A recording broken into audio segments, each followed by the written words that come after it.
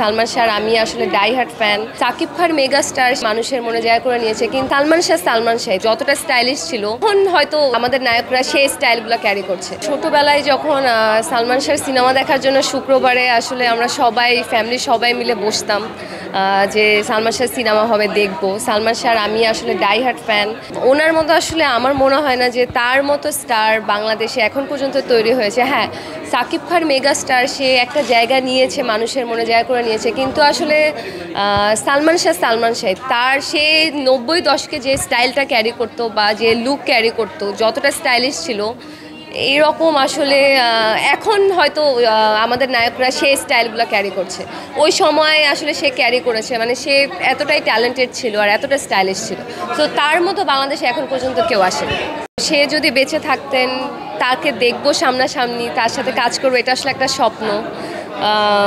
ছোটোবেলা থেকে ইচ্ছা ছিল তাকে সামনাসামনি দেখার, কিন্তু ব্যাড লাক যে হয়ে ওঠেনি।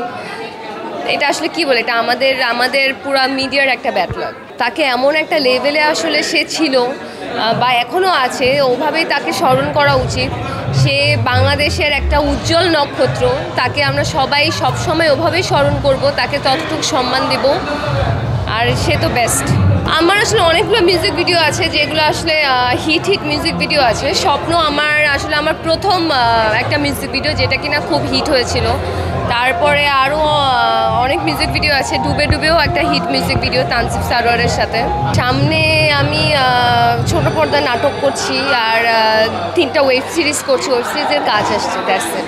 দর্শকদের সারা সব মিলিয়ে ভালোই পাই, কিন্তু মাঝখানে কয়েকদিন আমি কাজ অফ রেখেছিলাম, সো মানুষ ভেবেছে কাজ করা ছেড়ে দিয়েছে। এটা আসলে না।